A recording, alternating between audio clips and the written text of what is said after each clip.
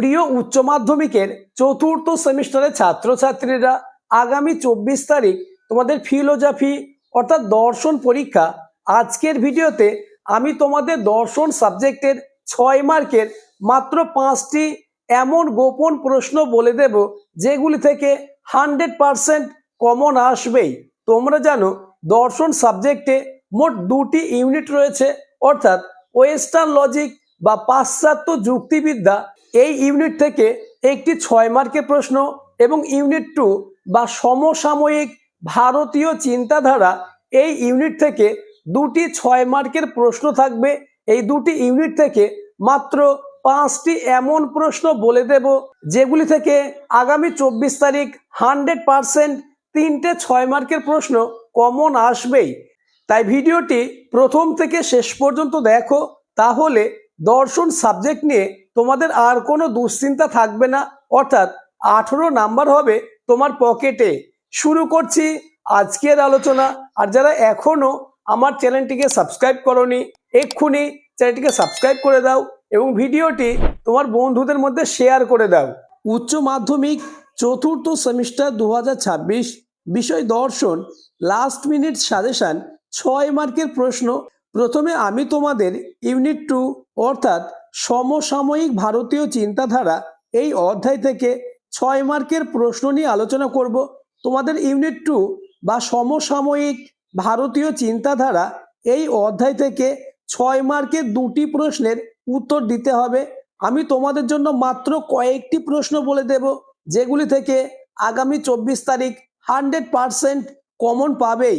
প্রথম question, most importance, রবীন্দ্রনাথকে অনুসরণ করে মানব ধর্ম এবং মানবতাবাদ সম্পর্কে আলোচনা করো। অথবা প্রশ্নটি এভাবেও আসতে পারে, মানবতাবাদ কি? রবীন্দ্রনাথের দৃষ্টিতে বিশ্ব মানবতাবাদের তাৎপর্য উল্লেখ করো। এই প্রশ্নটি 100% আসবেই। তাই যারা এখনো এই প্রশ্নের উত্তর রেডি করোনি, তারা এই কদিনের মধ্যে এই প্রশ্নের উত্তরটি মুখস্থ করে নাও। নেক্সট কোশ্চেন, রবীন্দ্রনাথের মানবতাবাদের বিভিন্ন উৎসগুলির পরিচয় দাও। এই প্রশ্নটিও অতীব গুরুত্বপূর্ণ। নেক্সট কোশ্চেন নম্বর 3, স্বামী বিবেকানন্দকে অনুসরণ করে কর্মযোগের আদর্শটি সংক্ষেপে আলোচনা করো। অথবা কর্মবাদ বলতে কি বোঝায়? বিবেকানন্দ তার কর্মযোগের ভাবনায় নিষ্কাম কর্মের স্বরূপ কিভাবে নির্দেশ করেছেন? এই প্রশ্নটিও মোস্ট ইম্পর্টেন্স।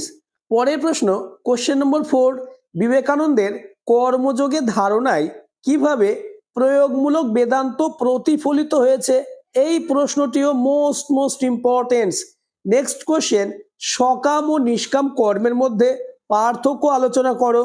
পরের প্রশ্ন খুবই গুরুত্বপূর্ণ, গান্ধীজিকে অনুসরণ করে সত্য ও অহিংসা ধারণাটি ব্যাখ্যা করো।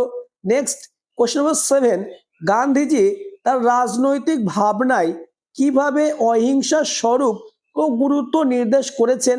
নেক্সট এবং এই অধ্যায়ের লাস্ট কোশ্চেন, গান্ধীজির সর্বোদয় প্রত্যয়টি ব্যাখ্যা ও বিচার করো। এই প্রশ্নগুলি থেকে 2টি 6 মার্কের প্রশ্ন আগামী 24 তারিখ 100% আসবেই। তাই প্রতিটি প্রশ্নের উত্তর তোমরা এই দুদিনের মধ্যেই রেডি করে নাও, তাহলে দর্শন সাবজেক্টের 6 মার্কের প্রশ্ন নিয়ে তোমাদের আর কোনো দুশ্চিন্তা থাকবে না।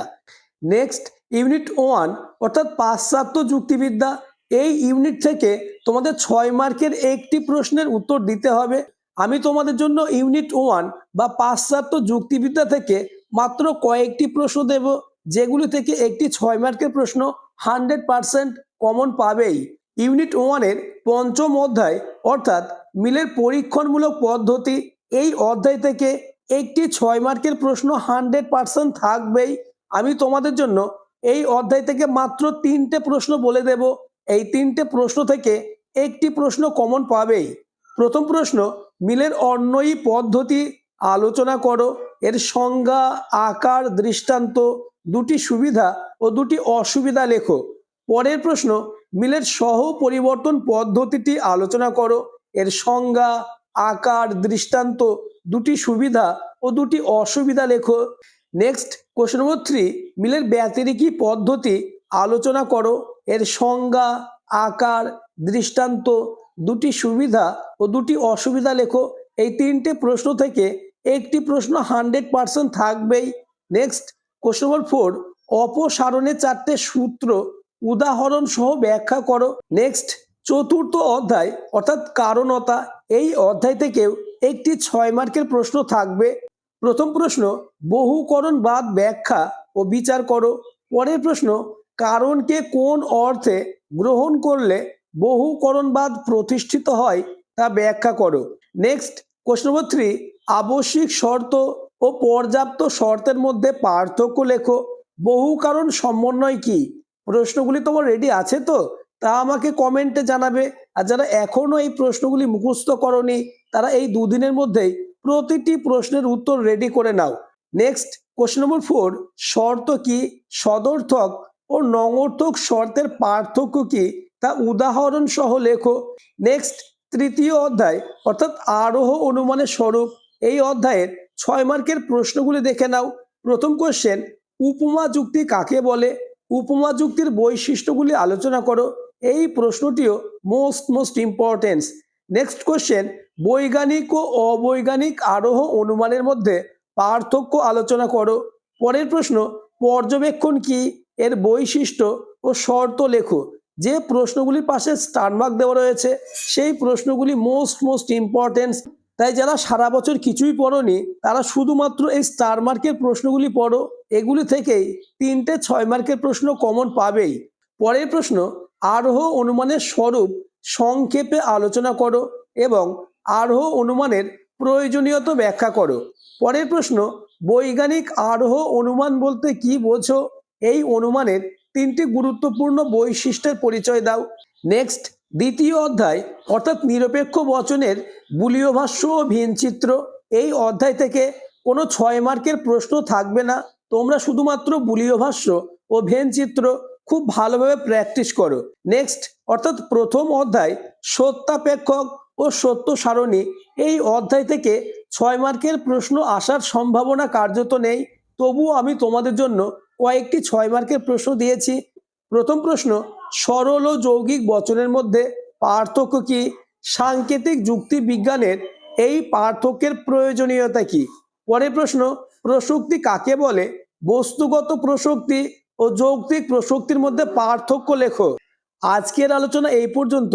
আলোচিত প্রতিটি প্রশ্ন খুবই গুরুত্বপূর্ণ, তাই যারা এখনো এই প্রশ্নগুলি মুখস্থ করনি তারা এক্ষুনি প্রতিটি প্রশ্নের উত্তর রেডি করে নাও। তাহলে দর্শন সাবজেক্টে 6 মার্কের প্রশ্ন নিয়ে তোমাদের আর কোনো দুশ্চিন্তা থাকবে না।